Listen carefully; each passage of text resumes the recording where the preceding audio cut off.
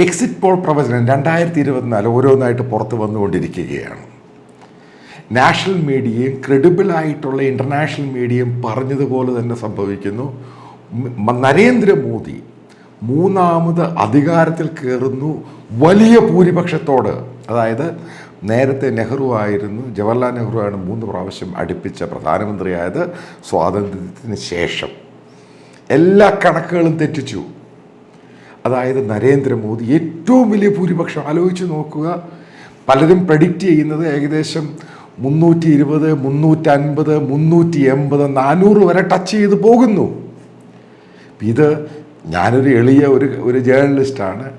ഏകദേശം വളരെ മുമ്പേ പറഞ്ഞിരുന്നു, ഇന്ത്യയിലുള്ള ജനങ്ങൾക്ക് നരേന്ദ്രമോദിയോട് ഒരു ബഹുമാനവും അദ്ദേഹം ചെയ്ത ഇന്ത്യക്ക് കാണിച്ചു കൊടുത്ത ഒരു നേർരേഖയുണ്ട്.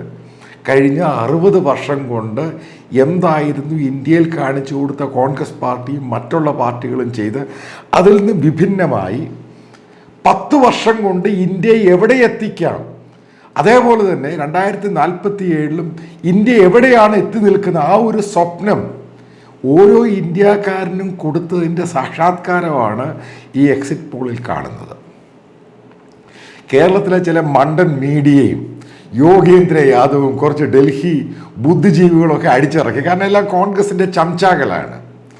അതായത് രാഹുൽ ഗാന്ധി വരുന്നു, ഇന്ത്യ മുന്നണി വരുന്നു, വലിയ മാറ്റമാണ്. ഇന്ന് തന്നെ ഖർഗയുടെ ഒരു പ്രസ് മീറ്റ് ഉണ്ടായിരുന്നു. 290 സീറ്റ് കിട്ടി കോൺഗ്രസ് അധികാരത്തിലേക്ക്. അത് മനസ്സിലാക്കേണ്ട ഒരു സംഭവമുണ്ട്. ഇന്ത്യക്കാർക്ക് വ്യക്തമായിട്ടറിയാം, ഇപ്പം കേരളത്തിലും അതിന് മാറ്റം ഉണ്ടാകാൻ പോവുകയാണ്. അതാണ് ഏറ്റവും പരമപ്രധാനമെന്ന് പറയുന്നത്.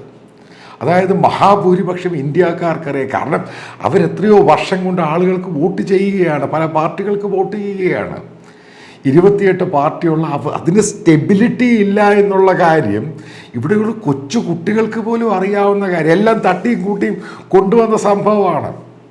ഇവിടെ രാഹുൽ ഗാന്ധി അധികാരത്തിൽ കയറുന്നു. കേരളത്തിൽ മുസ്ലിം ലീഗ് മന്ത്രിമാരെ വരെ തീരുമാനിച്ചു ആരായിരിക്കും മന്ത്രിയാകുന്നത്. ആലോചിച്ച് നോക്ക്, എത്ര അഡ്വാൻസ്ഡ് ആയിട്ടാണ് അവർ ചിന്തിക്കുന്നത്. കാരണം പക്കാ കച്ചവടമാണ്.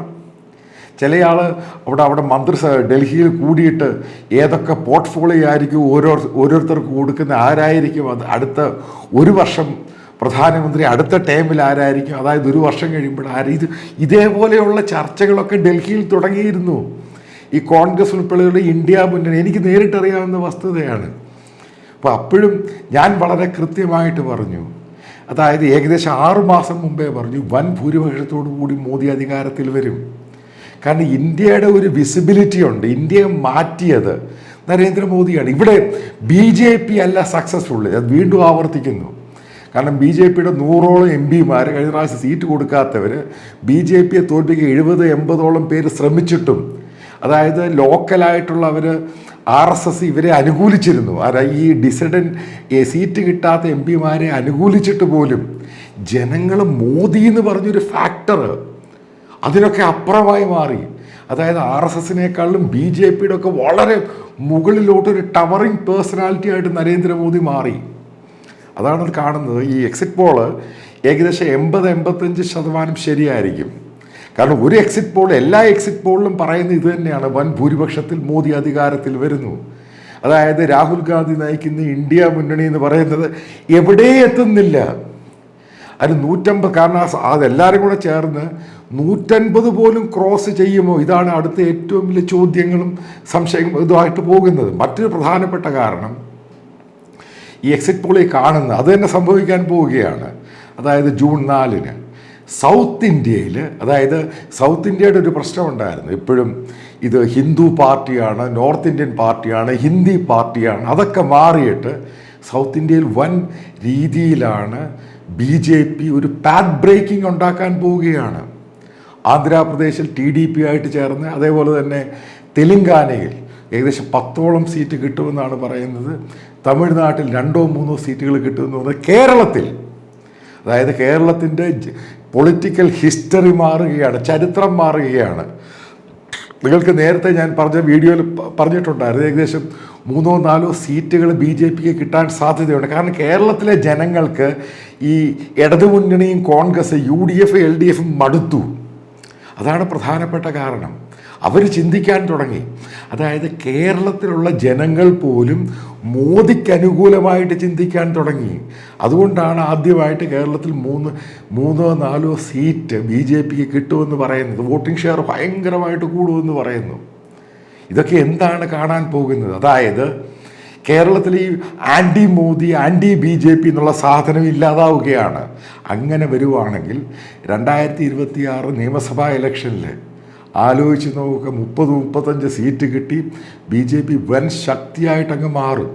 അതോടുകൂടി U D F, L D F ഇല്ലാതെ ഈ ഇലക്ഷനോടുകൂടി കേരളത്തിൽ കോൺഗ്രസ് പാർട്ടി തകർന്നടിയും. അതാണ് ഉണ്ടാകാൻ പോകുന്നത്.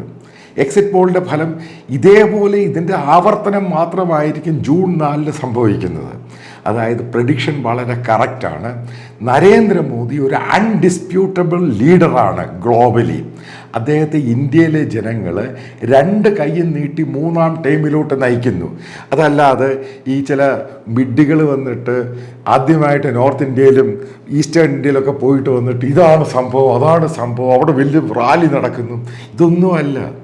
ഗ്രൗണ്ട് റിയാലിറ്റി എന്ന് പറയുന്നത് ഇന്ത്യയിലെ ജനങ്ങൾക്ക് മോദിയുമായിട്ടൊരു ഡയറക്റ്റ് ടച്ച് ഉണ്ടായി. അവിടെയാണ് മോദി നയിക്കുന്ന ബി ജെ പി, ആ സഖ്യം ഇത്രയും വലിയ ഭൂരിപക്ഷത്തിൽ അധികാരത്തിൽ വരുന്നത്.